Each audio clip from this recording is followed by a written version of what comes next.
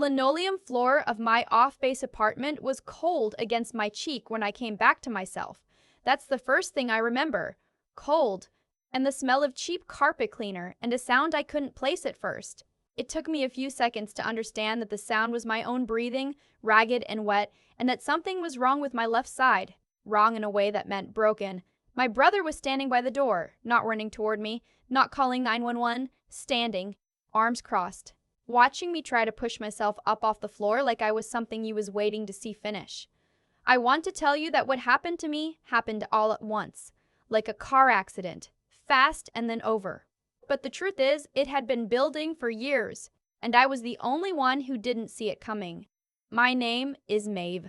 I was 28 years old when my brother came to my apartment and put me in the hospital, and I was 26 when I joined the Marine Corps, and everything in my family started to crack down the middle. My father served 22 years, retired as a master sergeant. My older brother Felix enlisted at 19 and was still in when I joined. I grew up understanding that the Corps was the family religion, the thing we didn't question, the thing that made us who we were. When I passed my fitness test and got my orders for Paris Island, my father cried. He'd never cried at anything in my life that I'd seen. Not at my mother's funeral when I was 11, not at my brother's first deployment, but he cried when I became a Marine. I thought that meant something. I thought it meant I had finally crossed into the place where I belonged. I was wrong about what it meant. Felix and I were stationed at the same base in North Carolina by a coincidence of assignments that neither of us had arranged. Camp Lejeune. He was a corporal when I arrived. I was a lance corporal. We weren't in the same unit, didn't share quarters, barely crossed paths in any official capacity. But off base, we were siblings, and for the first year, that felt like a gift. We'd get food at the same diner on weekends. He'd help me move into my apartment. There was a period of maybe 8 months where I genuinely believed we were close. Then I was recommended for a meritorious promotion. My commanding officer called me in on a Tuesday morning and told me that my performance evaluations had been strong enough, consistently, that she was putting me forward. She said it quietly, the way officers sometimes do when they're giving you real news, not ceremony, just fact. I thanked her and walked out into the hallway and stood there for a minute because I didn't know what to do with my face. I called my father that night. He congratulated me, and his voice was warm, the way it used to get when I was small and had done something he approved of. I called Felix after. He said, "That's great, Maeve," and I heard something underneath it that I didn't let myself look at directly. I should have looked. The promotion was finalized 6 weeks later. There was no ceremony. Meritorious promotions don't come with fanfare, just paperwork and a change in pay grade. But someone in my unit bought a cake and put it in the break room, and a few people stopped by my apartment that evening to have a drink. Felix wasn't invited. I hadn't thought to invite him. It wasn't that kind of thing. A few friends, a bottle of wine, nothing that would have registered as significant to anyone looking in. But Felix found out, and something about the fact that people had gathered, that I'd been celebrated in even that small and informal way, crossed a line I hadn't known existed. He started talking about me, not to me, about me. I found out in pieces, the way you always find out when someone is working against you slowly. A friend in a different unit mentioned that Felix had said something about my evaluation process being irregular. Another person told me he told someone that my CO had favorites, that she'd pushed my promotion through without proper documentation. A third person said he'd called my father and told him some version of this, that I had gotten where I was through connections rather than merit. My father called me after that conversation with Felix. He didn't accuse me outright. He just asked, carefully, whether I'd had help, whether my relationship with my CO was appropriate. I was standing in my kitchen when he said that word, appropriate. I knew exactly what he was implying, and I knew it had come from my brother, and something in me went very quiet and very cold. I told my father the truth. I told him my evaluations were documented, that the promotion had gone through standard channels, that every piece of paperwork was in order. He said he believed me. I'm not sure he did. After that phone call, I drove to Felix's apartment. I knocked on his door. He answered, and I stood in the hallway, and I told him, calmly, that I knew what he'd been saying and that I needed him to stop. He looked at me for a long moment, and then he smiled. Not a nice smile, and said, "You really think you earned it?" I left without answering. I didn't know what else to do. You don't go to JAG over a brother talking. You don't file a complaint because someone at your family table doubts you. There's no official process for the specific kind of damage that a sibling can do. So I did nothing, and I waited, and the thing I was afraid of eventually happened anyway. It was a Thursday night in March. I'd been off duty since 4, and I'd gone to the gym and come home and made dinner and was watching something on my laptop when I heard a knock at my door. I wasn't expecting anyone. I looked through the peephole and saw Felix standing in the hallway. I opened the door because he was my brother. He came inside and I closed the door behind him, and before I had fully turned around, he shoved me hard from behind, both hands between my shoulder blades, and I went forward into the wall and then down. I hit my head on the edge of the kitchen counter on the way to the floor. I remember the sound of that more than I remember the pain. A sound like something structural failing. What happened after that is broken up for me. I remember the floor. I remember trying to get up and not being able to. I remember my brother's voice saying things I couldn't fully process. Something about the promotion, something about our father, something about how I'd taken something that wasn't mine. I remember putting my hand to my head and my fingers coming away wet. I remember my father coming through the door. He must have already been nearby, in the building or close to it. He and Felix had planned this, or at least planned to arrive together. I don't know the full shape of it even now. What I know is that my father walked through my door and looked at me on the floor and did not move toward me. He stood in my doorway and he looked at me the way you look at something broken that you're deciding whether to fix. Felix said something to him. My father said something back. I tried to say help me, and what came out didn't sound like words. Eventually they left. I don't know how long I was on the floor after that. I know my neighbor heard something, the initial impact, maybe, or my father and Felix arguing before they went, and called it in. 2 MPs showed up at my door. After that, hospital, fractured wrist, laceration above my left ear that required 11 stitches, bruised ribs, 2 of which were cracked. The ER doctor asked me, very carefully, with a particular stillness in her voice, whether I was safe at home. I told her what had happened. She wrote it down. The next part of this story is the part that almost broke me more than the night itself. When the incident report was filed, Felix was interviewed. My father was interviewed. What they told the investigating officer, what I later found out they had said, was that I had called Felix to my apartment, that there had been an argument that turned physical, and that I had been the one who escalated it. They said I had become unstable in the months since my promotion. They used that word, unstable, carefully and more than once. My father told the investigator that he'd been concerned about me for some time. My CO was placed in an uncomfortable position. She had promoted me. If I was suddenly being described as volatile and unstable by 2 other Marines, one of them a family member, that reflected on her judgment. She handled it by becoming careful and quiet in a way that didn't help me. There were people on base who believed my brother, or who didn't believe him exactly, but found it easier to be uncertain than to take a side. I would be in a common room and a conversation would get quiet when I walked in. A corporal I'd eaten lunch with regularly for 6 months started finding reasons to sit elsewhere. The thing about being called unstable is that the accusation is self-reinforcing. If you push back hard, you seem emotional. If you break down, you seem fragile. If you're too calm, you seem off. There is no version of your response that doesn't seem to confirm what they've said about you. I spent 2 weeks navigating this before I made a decision. I took leave and drove 4 hours to see a psychiatrist in Raleigh. Not a military psychiatrist, a civilian doctor, someone who had no connection to anyone on base, whose evaluation could not be framed as arranged. I paid out of pocket with my own money, and I told her everything. She assessed me for 3 sessions over 8 days. At the end of those sessions, she gave me documentation that was as thorough as anything I'd ever seen. No markers for mood disorder, no markers for volatile behavior patterns, functioning well within normal ranges in every category she'd assessed.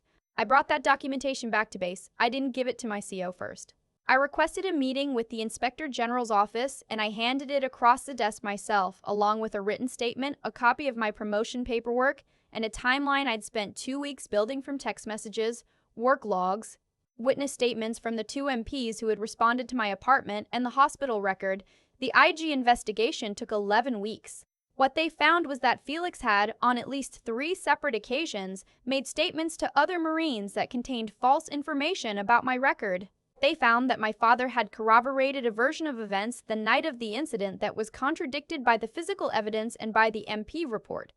They found no evidence of misconduct in my promotion process. Felix was issued a formal reprimand and placed in a non-judicial punishment process under Article 15. He did not face criminal charges for what he did to me. The evidence was complex, and military justice is not what television makes it look like. But the reprimand went into his record, and his promotion timeline was frozen and he was transferred out of Lejeune within 3 months. My father was not a service member, so the military had no formal mechanism to act against him. That part I have had to carry differently. People ask me sometimes why I didn't leave the Corps after everything that happened. A few of the comments I've seen on my previous videos have asked that, actually, why do the women in these stories always leave? And I want to answer that directly. I stayed because leaving felt like the wrong ending. Not wrong in a dramatic way. Not a statement or a defiance. Just wrong in a practical sense. The way you don't leave a building because someone else made a mess inside it. I had built something real in the Corps. My evaluations were real. My promotion was real. My CO had seen something in me that was real, and I was not going to let my brother's jealousy be the last word on what I was capable of. I was promoted to corporal the following spring. Standard process, no complications. I still have the hospital discharge paperwork in a folder in my apartment. I still have the psychiatrist evaluation, and the IG report, and the text messages. I look at them sometimes not because I need to, but because it helps me remember that what happened to me is documented. It's on record. There are 11 stitches worth of evidence that I did not make anything up. My relationship with my father is not what I used to think it was. That is maybe the thing I am still learning how to hold. It's easier in some ways to be angry at Felix. What Felix did was violent and clear, and it fit inside a category I could understand. What my father did, standing in my doorway, deciding not to move, is harder to put a name to. He didn't raise a hand to me. He just chose. I've thought about what I would say to him if we were in a room together and I could say anything without consequences. I've thought about it enough that I know the speech wouldn't be a confrontation. It would be a question. Just one. Why did you decide what you decided in that moment? I don't think he'd have an answer. I think the choosing happens somewhere beneath language, in whatever place inside him had always preferred Felix, had always seen me as something slightly to the side of what our family was supposed to be. A daughter who joined the Corps was a fine thing. A daughter who outranked her brother was apparently something else entirely. I don't talk to him now. That's not a dramatic announcement. It's just where things have landed. He hasn't called. I haven't called. There's a silence between us that started in my kitchen doorway and has just continued.